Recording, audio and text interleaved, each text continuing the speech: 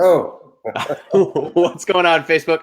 I am here with the Christophe Choo, luxury real estate expert with Coldwell Banker Global Luxury. Christophe, thank you for taking some time out of what I know is a very busy schedule to spend some time with us here today. I'm very excited to be here. Thank you for asking me. Well, for those of my viewers, listeners that don't know who you are, give me like the 30-second elevator pitch. Who is Christophe Choo? God, 30-second elevator pitch. Let's see. Um, I'm from Beverly Hills, California. Not originally, but I live and work here in the area. I've been selling real estate now for close to 30 years, so probably longer than you've been around. I started kind of low-end properties. My first sale was $43,000 condo, and today my average price is around 10 million. But I live luxury. Luxury is my life. That's what I'm drawn to and what I'm attracted to, what I'm good at, and that's what I do. Sell luxury real estate, and it's not just the houses. I sell the lifestyle. Because clients who come to me, I got to help them with everything. So that's just part of the job. Well, that's what I like to dive into, right? Because I think there's this mystique around luxury, right? Like we go to a lot of the same events, and you go to an event, and they're like, call 1 million people, get 1,000 leads, and close 100 houses, right? Like it's very straightforward. And there's this thing around a luxury that I think a lot of agents have a lot of questions around. But the first thing that I'd like to dive into is, what is that one impactful moment, or maybe it's multiple, but the one thing that really stands out in your mind that helped you make that transition from where you started to where you are now? There had to be some breakthrough point where Christophe was on his way to becoming a luxury agent. What's interesting, even though my parents were not wealthy, my mom was a hairdresser. My stepfather worked in a rare book art dealer place. They were just regular folk. My mom came from the country in France, but I was born just wanting a luxury life from when I was very, very young. Luckily, I had some exposure. I traveled to Europe many times, and I saw beautiful things and palaces and castles and, great things, although we didn't live it. And so I had exposure. But basically, I always knew since I was 5 years old, maybe I would draw pictures of castles. I would make Legos that were like limousines and private jet. I mean, all these crazy things that I just wanted to be. And my family didn't quite understand it. My stepfather thought I was crazy, which is fine. But I always knew that's what Stepfathers tend to think their kids stop getting crazy. That's a running trend. But it was always in my heart and my mind. And I got a great book when I was very young, maybe 12 years old, called Catherine Ponder, The Power of Prosperous Thinking, I think was the name of it. And it taught me about writing down goals, doing visualizations, cutting out photos of what you wanted. And I started that road. And, I kind of started that. And I was working 5-6 jobs in the beginning, just to make ends meet and just try to have money to live. But I'd work all week long with 3-4 jobs to go spend $300 on dinner with a friend or a girlfriend. And that's just kind of what I did. But what kind of transition? So I got into real estate at 18 after modeling, was selling, my first sale, as I said, was $43,000. My average price was like $230,000, $240,000. I was doing maybe 65 deals a year in an area called Hancock Park, which is about 5 miles east of Beverly Hills. But I always knew I needed to be in Beverly Hills. That was just always automatic for me. All of my life, the parties I was going to, the people I know were primarily in Beverly Hills. So I was one of the training directors for the company at the time, and I was at a retreat with the manager's retreat, and the assistant manager of the Beverly Hills office said, "Hey, Christophe, why don't you ever think about coming to Beverly Hills?" And I said, I've always thought about it, but I've never done anything about it. So the manager was there, and she said, "Why don't you come meet me on Friday, and we'll talk about it." Met her on Friday. She said, "Why don't you join the office?" I packed my bags as fast as I could. The next morning, I was moved into Beverly Hills, and that was the beginning of my luxury career. And, for a year or so, things were slow because that transition is challenging. But that was, 20-some years ago, 21, 22 years ago, and the rest is history now. I love it. So was making the move that moment? Was making the move and getting into Beverly Hills the moment, or was there a single listing? Was there a client that gave you a shot, gave you a chance to sell something bigger? I think it was a singular moment. Moments. I would say that was a pivotal moment because I always tell people, if you want to sell luxury, you have to live it, be it, feel it, breathe it. in order to sell it. And rich people want to work with people that are like that. So if you're not on automatic, naturally, like into luxury, and like you go to meet these wealthy people and you go to their homes and you don't know that that's a Matisse and that's a Degas and that's a Remington, and you don't know that she's wearing a $10,000 Dior dress. I mean, they may like you, but they may not feel as comfortable. You know, they want people to understand the lifestyle because they figure, oh, we're friends with him. He knows our other friends. He goes to the same parties as we go. Oh, he's the one who's going to have a buyer to sell our house. So I would say, yeah, in terms of other progressions, I'd received a referral from an agent I knew for a $5 million listing back 20-some years ago. That was my first $5 million sale. And then back in 2005, I think it was, or 2006, I got a phone call from one of our friends that said, hey, we're going to be moving out of the country. We want you to sell our house. And I knew the house. And that was my first $30 million listing, which I did sell, which today is worth probably $65 million. So there have been a couple of pivotal moments throughout the career. But people always say, oh, you're so lucky. You're so lucky. I said, well, 10,380. Oh, you're an overnight success. That's what they say. Yeah. 10,395 overnights to become a success. So yes, but there's more than one. So look, in life, there's always pivotal moments. But I would say probably what really started me in the luxury realm, it was I was 23 years old. My wife and I just gotten married. This is 25 years ago. And at that time, I'd earned, I think, $250,000 that year in real estate, selling the lower-end homes in that side of town. Yeah.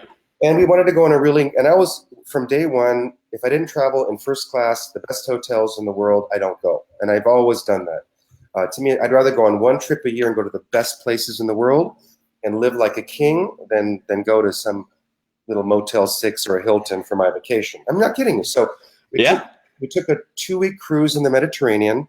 The cruise was like, excuse me for being vulgar, it was like $45,000 just for the cruise. Yeah. And we spent 5 days in Monte Carlo before that, and then I think 5 days in Rome at the end of it.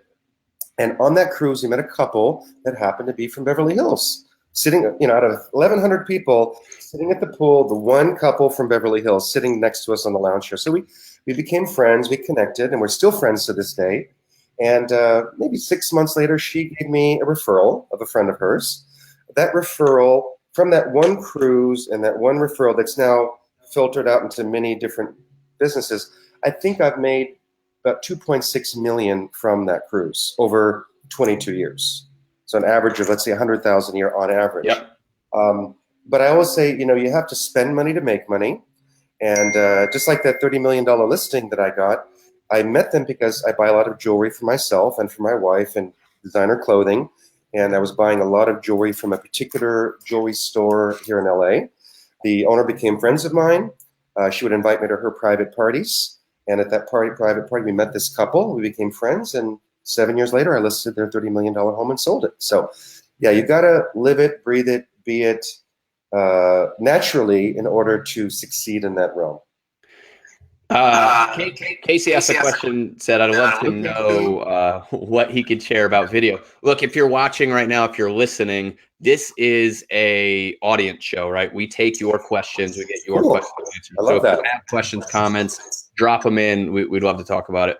But this is a direction I really wanted to go with you, talking about video. So you have two interesting sides of the spectrum. One, you do fantastic on YouTube, which I don't do anything on, so I'm very jealous kind of watching what you're doing there. But you have two very different sides of the spectrum. You have these beautiful, featured on TV listing videos, high production. I don't know what the type of budget is on those. But then you also have this ragingly successful you in your car just driving around talking about the videos houses. And so two opposite sides of the spectrum, both wildly successful. Talk about, give me like what goes into the big ones and then what do you get out of the smaller ones? So first of all, I do all kind of videos. Now, like you said, I have a lot of high production videos for properties, and pretty much every listing we take, unless it's kind of a dog, kind of ugly house, we do a high production video, and it can cost from $1,500 to $50,000 to do the proper high production video. And obviously, $50, $60 million listing is going to get more production than, a $2 million listing. Mm-hmm. And it can take a lot of time, and 50,000 could be 4 days of shooting, you know, because some of these, I have one listing right now that's 27,000 square feet of house, guest houses. I mean, it's just got, you know, trains. You've seen that video. Yeah. So, on the other end of the spectrum, I do my driving tours, which are extremely popular. And actually, my virtual showing videos that I do of every home are actually more popular than the production videos. The consumers want to see a real live showing. That's, even though the lighting's not so good, the cameras are shaky, because I have all the accessories and the all those, you know, stabilizers, but they don't work because when you have a wide angle lens on your phone, it doesn't stabilize anyway. So I just create content that, to me, I think people will find valuable.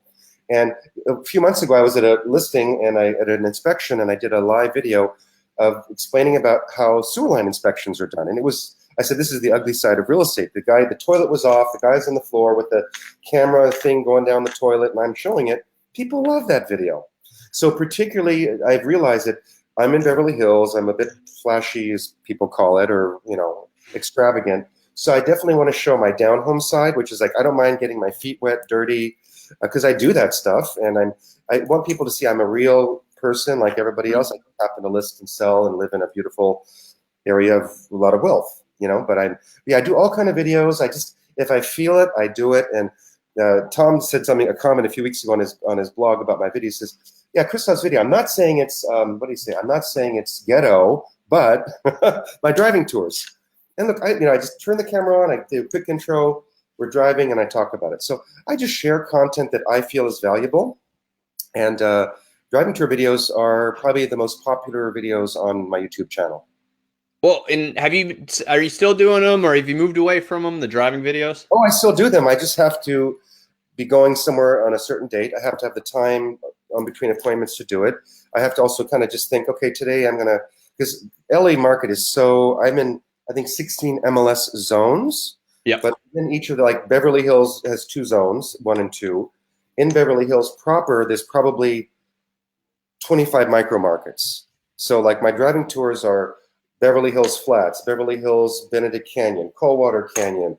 You know, there's just so many different micro market areas. So I have to be kind of, have time that day, be going somewhere, plan it out, because basically, and kind of remember, because I turn the camera on and I just go from memory and I just start talking about highest sale, lowest sale, who lives there, the kind of people that live there, what the pros and cons are. So yeah, but it's time that I do them whenever I can.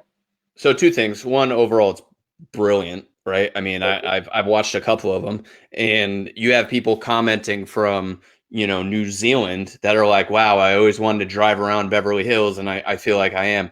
The other thing, though, is that, like, you know, I can drive around a neighborhood and it's not that interesting, but because you know what these homes sold for, because you know that Puff Daddy used to live there and sold it, or whatever those are, right? Because you have all those backstories, you're able to engage these people and give them value and content that they can't get anywhere else. Right. The second thing is, next time I'm in LA, I want to do a neighborhood tour with you. Oh, let's do that. You know, it's so funny, LA and Beverly Hills and where I live and work, there's a ton of those Hollywood tour buses all the time. So when I'm out in the street, they always stop the car, most of them, and they're like, oh my God, it's Christophe Choo. And then the tour guides tell me that they actually watch my driving tour videos to get content for their star tours, which I think is kind of cool. So yeah, I want the passenger seat of the Christophe Choo. When we're going to do that, we'll go to Villa Blanca for lunch. We'll see some celebrities and make it fun. I love it. So I like talking about tactics, right? Tactics. Like, what can we give people watching this video that they can walk away with and start implementing in their business right now? And if you had a tactic, a practice, one thing that you do day in and day out that's helped lead you to this business that you have that other people you think can do, what would it be?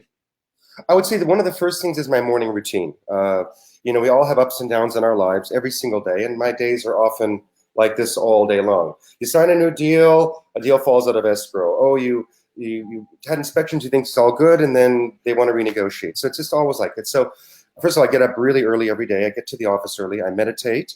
I do affirmations. I do my 10-10-10, the Tom Ferry.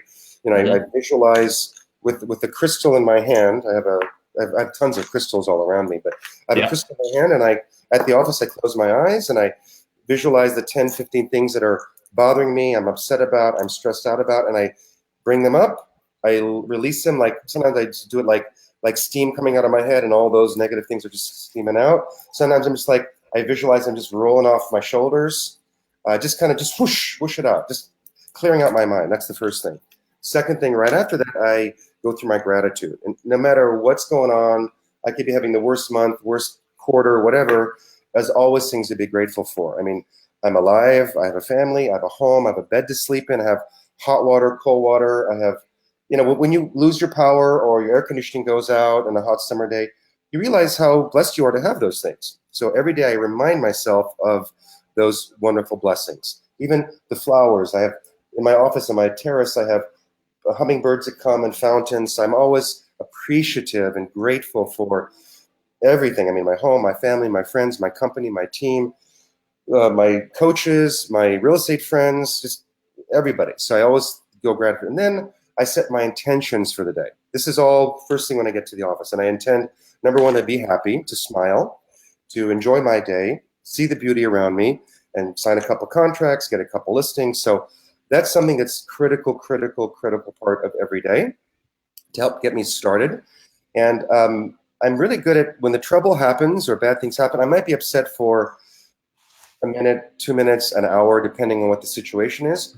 If I can fix it, I fix it. If not, I put it aside and let it go and just keep moving on forward all day long. Because as you well know, just stuff happens. You got to just fix it or let it go. Pretty simple. So those are my kind of main key points I would suggest. Well, I'm glad you brought that up because so much of this industry, so much of this life is an up and down, right? It's a roller coaster. You're doing great. You're not doing great. You're closing stuff. You're not closing stuff. Yep. And having consistency wherever you can find it is important. And the morning routine is one of the most powerful things to find consistency in. Yep. And also, aside from the morning, every day, I have one of my Tom Ferry friends where we do affirmations at 8:30 in the morning. We go on a call. I give my affirmations. She gives her affirmations. And then we go start our day. So aside from my own personal visualizations, the affirmations are with somebody else live on the phone. And consistency, right? You do it every day. So I've been doing this for 25, 26 years, maybe. Yeah, that's awesome. Amazing. All right. So a lot of things are happening in the industry right now. We talked about a lot of things this past week at the summit. There are things like Opendoor in Dallas, for instance. A number I've heard is that they're doing 10% of the business in Dallas, 10% of the transactions. What's more interesting is that they are getting in touch with 25% of homeowners. Like of the transactions that happened, they were in contact with 25% of them. So as an industry, there's a lot of things going on that I think agents are maybe fearful of. What do you think agents should be doing right now to solidify their importance in the real estate transaction? First of all, I have no idea what Opendoor even is. I have no clue. Too busy selling $1 million house. A couple of years ago, or the last couple of years, when everyone's talking about Zillow doing this and Zillow that and Zillow, I'm like, I don't have time for this stuff. It has no bearing in my life whatsoever. Bottom line is, in the market that I work in, it's all about relationships. And I don't care what app comes out, what new company comes into play. It's not going to affect my life. It's just not. And I got to just keep doing what I do every day, which is be in touch with people, give my content, give good energy out there. And, what I give out comes back to me. And I always say in my affirmations, like moss to a flame, I'm a ball of light, love, kindness, and contribution. And that light attracts all that I desire to me like moss to a flame. So that's like one of my affirmations. So all this other industry disruptors and all this, whatever, blah, blah, blah stuff, I just have no idea, and I don't enter those conversations. When people start talking about Zillow at the summit, I'm just like, I'm not going to involve myself because we're on Zillow, we're premier agents and all that stuff, but I don't care about any of that stuff. I'm not going to change my world. That's probably my favorite answer to that topic I think I've gotten. So, I love it. From a video perspective, for the agents that don't have the $30 million listing, right? Like my average price point's $220,000, right? Completely different game. Yeah, mine used to be like that, so I get it. So coming from where you're at now, though, I mean, what kind of wisdom would you have for agents when it comes to doing video to marketing? Like, you know, the things that you're doing on the luxury marketing side that you think agents could be doing on the not luxury side. Well, I think my videos, whether it's a luxury home or a not luxury home, that doesn't really change that much, you know, but I try to do as much video content as I can of any property, meaning we do a professional video. We do a 1-minute sizzle video, kind of which is the launch, because the 1-minute sizzle video is for Instagram business pages, you know, all the platforms that are 1 minute or less. Yeah. And we have a long form video, which is typically, you know, 2 to 4.5 minutes for a high production video, depending on the size of the house. Those we cut up into segments, you know, part 1, part 2, part 3, part 4 for Instagram, for example, because it's only 1 minute each. Now with Instagram TV, we can upload the full versions. I then take little clips of a 4-minute video. I can do clips of just the dining room, clips of the pool, clips of the tennis court, and just make them little 10-second clips on social media. We do our walking tours of the house, especially now with Snapchat and all these other platforms. You know, when I'm there, like yesterday was a video shoot. I just did a quick 15 seconds and, hey, taking a break, enjoying the beautiful fountains by the palm trees in the pool. So I just, if I feel it and it just comes, I'm very visual. So if I'm somewhere and I see a visual scene that I like, that's when I usually do a video. But I'll sometimes, you know, by the time I sell a house, I will have had 20, 25 videos of that property over a 6-month period, and maybe, you know, a couple 100,000 views of those videos. But I just keep putting content out about the property, whatever I feel is appropriate at that particular date and time. And so you're doing a lot of marketing, you're putting things out on a lot of platforms. Do you have somebody in-house that's doing a lot of this marketing for you? Or are you doing a lot of it yourself? What's that look like? We had a full-time marketing director. She left, and so we don't have one at the moment. Most of my social media, I do it myself. I don't produce, I mean, I do produce, direct, and plan all the videos, but I don't create them, meaning I do spend a lot of time in I don't ever edit a video. I mean, that's not what I do.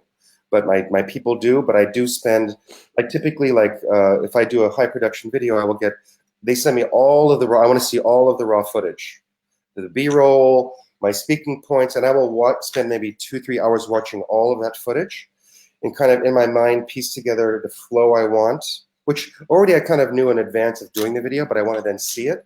And then I'll send notes to my editor of, I want point 16 and point 21 of video A21. And so I kind of give them the pieces I want, and then they got to put it all together. So what was the question again? If you had a marketing person, like, what's your because if you're putting out all this marketing, there's usually a team, there's usually some sort of system behind it, and you're doing a lot of it. So, I mean, do you have somebody for YouTube that's a specialist on like the tags, or is that something you've kind of learned as you've went? I've learned as we go. We use something called vidIQ on our YouTube channel. Yep. It's a subscription. I'm sure you use it as well. But the vidIQ really didn't teach me anything I didn't already know. Look, I've been doing videos for 10, 12 years now, and I've done 2,200 videos on YouTube. So when you've done that much content, you learn, you live and learn. And I always check the content. I look at what's performing, what's not, and seeing why and how. So I do plan to get another full-time marketing director, but a marketing director will spend all day. Now, of course, you're going to do things like graphics and things like that on videos that I don't have the time to do and I don't want to do. Also, we always have a lot of interns that work with me. So usually the interns do that stuff, and they're young and they're out of college or in college, and they may know stuff and be quicker about stuff that I don't know, so I learn from them. So the interns are also very helpful. But most of the content that I put out there on social media in particular, I do it myself. I have kind of a strategy. First thing in the morning, I put something out. By 9 or 10 o'clock, we put something out, noontime, mid-afternoon, early evening, and then late at night. So we try to put 6 to 10 things out a day, but usually I do it myself, and I truly believe social media has to be you doing it. I mean, you can say to your team, oh, this is what I want to say. Even when I have my team doing it, I would text them, like I'll send them a photo or a video, say, I want you to post this. Come up with your idea of what you want to say on each platform. And they'll send it to me, and it's just not what I want to say. So I have to erase it and delete it and do it all over. Yeah. So I just kind of like, it's a waste of time because I got to tell them, they send it, they spend the time, I don't like it, I do it myself. So I just basically create the content myself and then just I love it. Doreen said hi. Doreen's one of my favorite people. Hey, Doreen, how are you? So great seeing you at the summit last week. Doreen, I want to see our video, so tag me in our video. That's right. She was taking all sorts of video at our meetup there we had. Yep. Well, I'm glad you said that, because I think that's something that a lot of people get to is they get to social media, they get to video, they want to do it, they hit some challenges early, and then they immediately start looking for a service. And unfortunately, there are a lot of services out there that will do social media for you. Right. And 98% of them are total crap. So yeah. I'm glad you said that, because I think there's a certain amount of authenticity that people need to have, right? If somebody's posting something on your behalf, it's not really you, and you've been doing this for so long. Authenticity wins every single time. So the minute somebody feels like it's not you posting it, they're checked out, right? They're disconnected. And so that's great. But on the same hand, I think we all have time trouble with social media, right? Because we're going to get on there and create some content. So how do you deal with not getting distracted and wasting your time and creating content and putting it out there? That's a really good question. So first of all, I would say on an average day, I probably spend maybe about 2 hours in total on social media, okay, on all the various platforms. And it starts up with first thing in the morning when I'm up. I have my one of my chanting things on the phone, but I'm checking. I'm basically, I have 100,000 followers on all my platforms between YouTube, all my Facebook. I have 26 Facebook pages, so I have a lot of followers. I maybe get 200 to 300 comments and things a day. So I try to respond to everyone and respond back and like. So that's all me responding back. No one's doing that for me. I wake up in the morning, I kind of check all the main platforms, see who's said something overnight, respond back, like it. That takes while I'm brushing my teeth, while I'm getting ready. So that's kind of first thing in the morning. Then I have to be inspired for the content. That's another reason why I do it. Like, I mean, if it's a rainy day, I'm not going to put a picture of the beautiful blue skies in Beverly Hills with sunshine, right? So I have to be inspired. So I wake up in the morning, I'm not sure what I'm going to say first thing, and I'm inspired. I'll take a photo, do it, and pop it out. But it's real time. I like to do real time. Like everything is kind of really happening at that moment. And then now throughout the day, I don't really check, meaning I don't check the feeds. I don't scroll Facebook. I don't scroll Instagram. I don't look at what's going on with everybody else. I'm just responding to all the comments and likes and what people are saying to me in the private messages. I don't have time. And usually what I do is, I'm very focused at work. I post my content, and usually I'm checking and responding to people when I'm taking a break, when I'm walking from my office to the elevator, when I'm stopped at a stoplight in the car, I'm at a restaurant waiting for people to join me. That's when I check and respond. Now, really, only time I really look at the feed is usually late at night, like after 11:30. I'm in bed, and I'm like, oh, let me kind of see what's going on. Or maybe when I'm a little downtime after dinner, I'm watching television, and I'm kind of just checking out what's going on. But I don't see what's going on. I figure anything important people will tell me, and I'm really there to respond. But it takes I would say about 2 hours a day of my time on social media. But the rewards are huge. So, and I enjoy it. So it's not an issue for me. I love it. Good stuff. Mary says, totally agree. Do not use an auto post company. Nobody cares about a generic picture from Architectural Digest. And Mary kills it on social media. She gets it. Authenticity is going to win every time. I'll post beautiful photos of gorgeous properties that I think are like incredible. People like it. But I remember a few, that boomerang stuff, right? Yeah. So I sold the property. It was like a $1.9 million property. But I said to my assistant, my intern, I said, let's do something different. Let's do a boomerang. And I stood up in front of the house with just a sold writer, and I jumped up twice with this sold writer, and we made a boomerang. I think we had like 1,100 likes or views of it on Instagram within like 3 hours. People loved it because it was not my normal thing. It wasn't another Beverly Hills mansion. It was just me acting crazy. And I thought it was fun and different.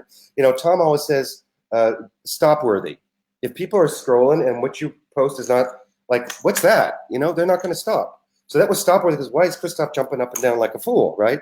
Yeah. And I got tons of great comments, except for one guy on LinkedIn who said, that's so unprofessional. I said, well, it's unprofessional, but I sold the house and I'm jumping for joy, Yeah. So one hater out of, 10,000. Oh, well. You got to have the haters. If you don't have the haters, you don't have the likers. So Well, and that's the thing. I was talking to Jay Glazer about this, and it's he's in the New York market, and he did a Kiki video, right? And We it's talked about like that. it's not for everybody, but it is for a large market share, and so a large market share is going to love you, and some other market share is not going to like you. Right. But that's the game we're in, right? Like there's no gray area anymore. People either love you or hate you, and honestly. If enough people hate you, it's going to get you in front of more people that will potentially love you. And it's the weird thing. You have to be authentic and true to yourself. Like I've seen those Kiki videos. It's not for me. You'll never ever see me doing a Kiki video unless I'm joking around with someone at a party and I might try to do a Kiki because I think it's just funny. But yeah, you won't see me do a Kiki. Because it's not you. Yeah, it's not me. Yeah. Not me at all. Yeah. I'm always me, love me or hate me. And I just know with my video content, people who do call me for my videos, they're going to work with me. It's kind of an automatic expected. Yeah, and it's such a better way, such a less strenuous way to get business. People see your stuff, they want to work with you. They're looking for the opportunity to work with you, as opposed to you having to be out there hunting and hunting and hunting for business. So I totally agree with you. I've always said, my coach many years ago said, you got to have in your mind who is your perfect client. Yeah, which I've had forever, and it's so ingrained in my mind. I want clients who love me, trust me, respect me, will follow my advice, do what I say, are rich and fun, and I can be friends with. That's my perfect client. So almost everything I do somehow has that filter on it. If someone calls me, or I meet a new prospective client, or they want to work with me, if they don't fit that mold, we don't do business. But you have to kind of set that intention of what you want and just be authentically yourself, and you'll attract what you put out. So you obviously have a very large, probably very nice client list, right? And that is the name of the game. Correct me if I'm wrong in luxury, but is building this client list, building these relationships. What do you think is the single attribute, or maybe a few of them, that helps you not only build, because we talked about networking, we talked about living luxury to build that list, but maintaining it? What do you do about, how do you maintain that list of luxury people? Luckily, in the world of luxury clients, it's kind of interesting. In the world of super luxury real estate in Beverly Hills, and I'm talking about, to me, luxury kind of starts at 5 million, but really is at 10 million plus. Mm-hmm. And super luxury is 20 million plus. But it's really interesting, having been in that world now for 30 years of my life. That world is like an international private club. And what I mean by that is the super rich of the world, or the rich of the world, all go to the same places and hang out. It's like 2 days ago, I'm at Villa Blanca having lunch with a business associate, and I'm sitting there looking across at the table. I said, I know that woman. And I thought she was someone from LA I'd met. And so as she's leaving, she comes back, hey, Christophe, it's so-and-so. And I'm like, it took me a second. I'm like, she says, don't you remember we went to that party together in Dubai? And I'm like, Laura, oh my God, what are you doing here in Beverly Hills? She's from Saudi Arabia. She lives in Dubai, but she's here in Beverly Hills. So we'll go to parties in New York, all over the world, and we'll see friends. Like we were in a big party in New York for 3 days back a couple months ago. We saw like 25 friends of ours from around the world. So we kind of nowadays we don't just travel to travel. We used to do that. We travel for events, meaning we're invited to a lot of the best events in the world, which is where we see our sphere. And our sphere who knows us introduce us to their other friends, which is great. And we all kind of like each other and get along. We understand each other. We're into the same things: art, food, fashion, travel, great hotels, charities. So it's just a great way to meet. So that's an important aspect. For example, next month we're going to the San Francisco Opera Ball in San Francisco, which is one of the biggest events in the country.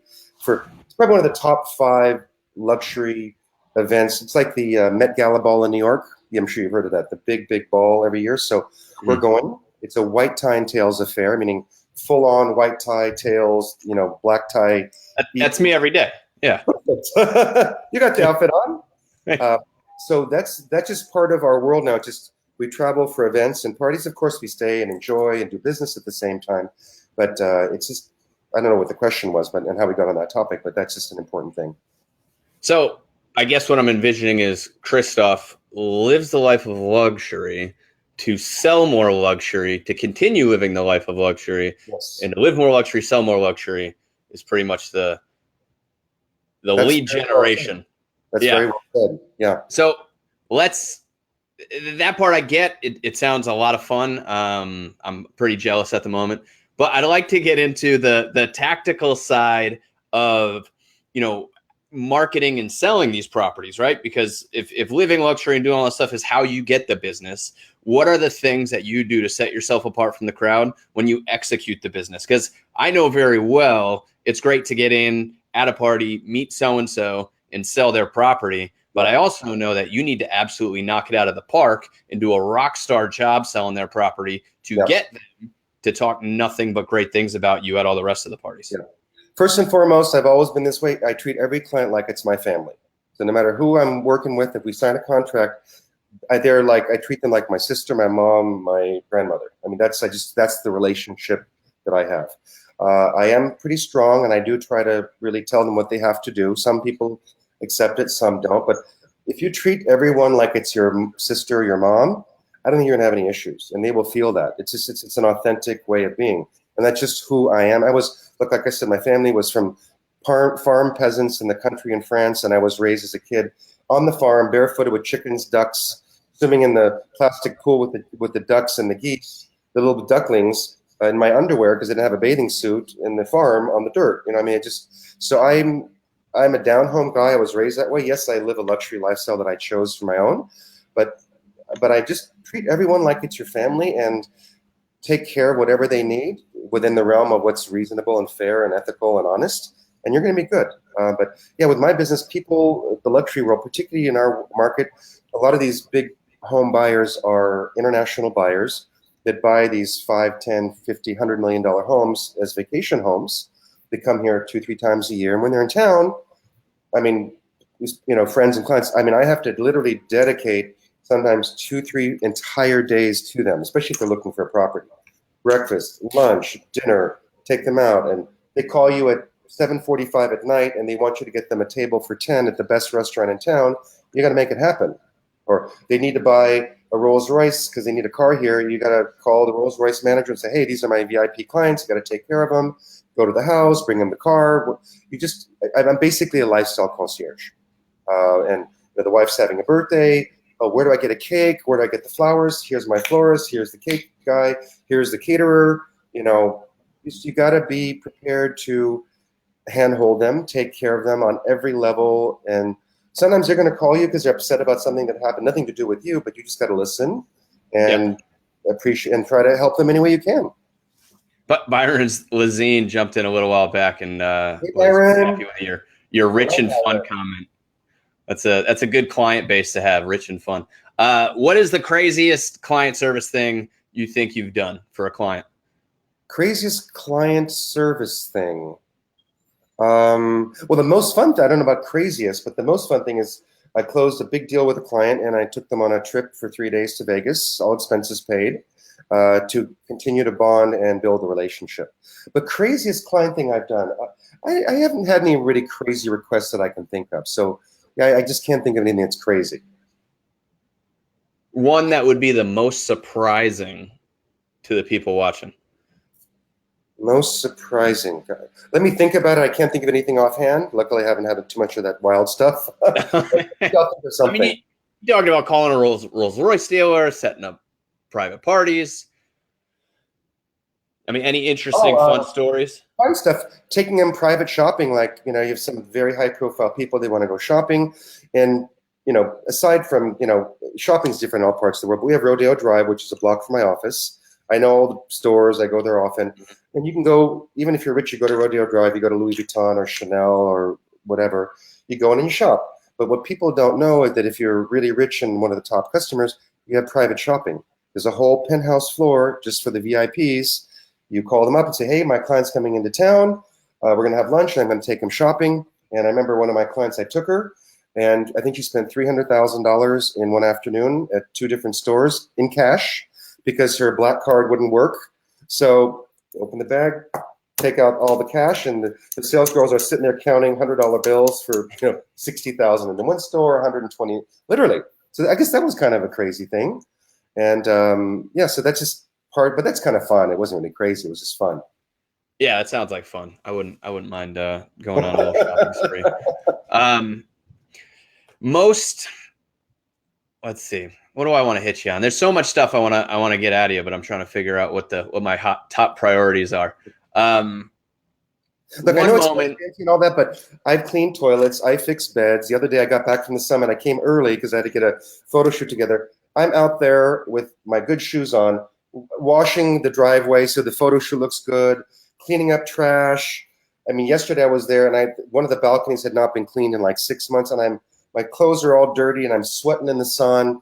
I mean, I'll get down and dirty and do what I have to do. So, I mean, yeah, I have the luxury side, which I do, but I just want people to know that I just do what it has to be done. And look, I don't show myself cleaning a toilet. Maybe I should. Maybe that'd be a good thing. That would go viral, right? Maybe if I could do it, maybe I'll have my assistant show me cleaning someone's toilet. Oh. But anyways, yeah, I just do what I have to do, and I have fun at whatever I do, and I just make it fun. I think you just nailed another service differentiator, right? Like that's, everybody likes the flashy, spending $15,000 on a video and throwing the big party, but I think what you're talking about, the stuff, is the stuff that really matters, right? Because those are the things that people aren't willing to do. Trust me, if I get a big luxury listing, I'm capable of spending $15,000 on a listing video, right? That stuff everybody will do. Yeah. But what you're talking about is the service differentiators that create the raving fans that are waiting to talk about you at this party. Yeah. Like instead of, he sold my house, instead it's, you have to meet Christophe, right? Yeah. And that I think is how that changes. Well, as an example, I listed a house a few days ago for $5 million. They were on the market before at $6 million. When I went to preview the house 10 days ago, I was just shocked. I go to the house. It's a beautiful, beautiful house, gorgeous landscaping, remodeled, staged. But I went outside and 3/4 of the plants were dead. I mean, dry as bone, dead. Trees dead. And I said to the seller, I said, I don't think your agent's even been here in 6 months. Everything is dead. So I've been there like, I don't know, 9, 10 times since that first time. Bring my landscaper, bring locksmiths, make sure the landscaping is done properly, picking plants, yesterday we had to go by Miracle Grow. I was going to be there anyway, making sure everything's got Miracle Grow, make sure the garden, I mean, it's just part of what I have to do to make sure I'm presenting the property in its best light. And like I said, you just do what you have to do. And the seller knew what I was doing, but I didn't tell him, oh, I spent 2 hours yesterday washing your driveway and cleaning up your terraces. And I don't say that. I don't. People know. People know when you're absent, and people know when you're there. Right. But I was just so stunned that this broker had a $6 million listing, which I now have 5, and he just didn't care, or she didn't care. It was he or she. And I thought, how do you let and the owner lives in Chicago, it's a vacant house. Yeah. And I'm just like, how can that broker, no wonder it didn't sell. You know what I mean? For sure. Jeremy Blanton says, what's up? Hey, Jeremy. Full service realtor. Melanie Hay says, what a way to teach me how to do videos. What's that? Jeremy, back in the beginning when I started doing videos, I saw him live at a conference, and he had his little video toolkit. And that's where I got my first little lights and my little attack. Jeremy taught me a lot way back in the beginning when I knew nothing about video. So thank you, Jeremy. Awesome stuff. Melanie Hay says hi. What a way to network. It is a great way to network. One that I like to learn. And then Colin jumping on here saying what's up. So I've had you here for a little while. We talked about some fun stuff. What would you say is one thing, if people left this interview, right, they listened to you for a little while, we talked about some fun stuff, we talked about some glamorous stuff, what's the most impactful thing that you want people to leave with that you want to tell them? I think we're in a very unique and special time in our world today. Having lived 50 years now, I turned 50 last week. When I started in real estate, we didn't have computers, we didn't have the internet, we didn't have emails, it just didn't exist. So I would say the internet is going to continue to grow and build, and this is an opportunity that didn't exist really 10, 11 years ago to create a brand for yourself, to promote that brand and get business. And it does take a while. You have to be, like you said, consistent. You have to be consistent with it. I remember with just kind of closing out, when I did videos, I think it was 4 years into doing videos, Tom was my coach, and I had put out about 880 videos online, and I had not yet monetized it. And I remember saying to Tom every week in our coaching calls, I said, Tom, I don't know why I keep doing the videos. I'm not making any money from it. What's the point? He says, keep doing it, keep being consistent.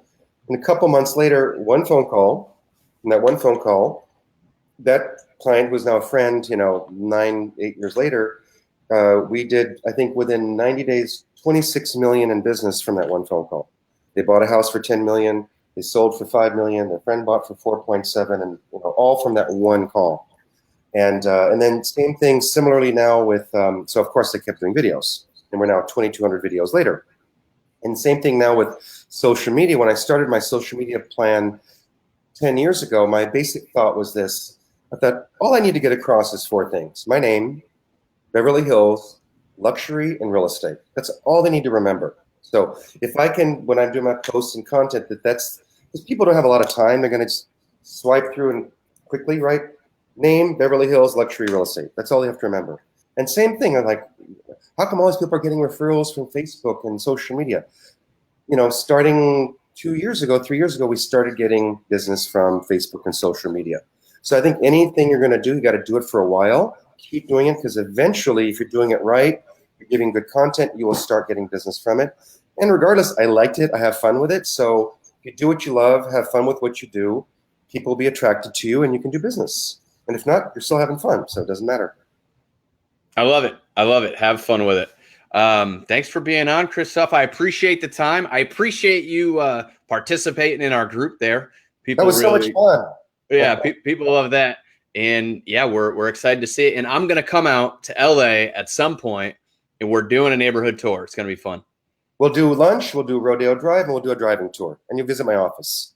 Fantastic. You can get me a new shirt. My wife says I need a new shirt. So you got it. All right. Thanks for being out. We'll see you next time. We'll get you white tie and tails. Perfect. Let's do it. Thanks for having me, Tim. I so appreciate it. You're an awesome guy. And thanks everyone for watching. And I appreciate it. Thank you. Chat again soon. Bye. Bye.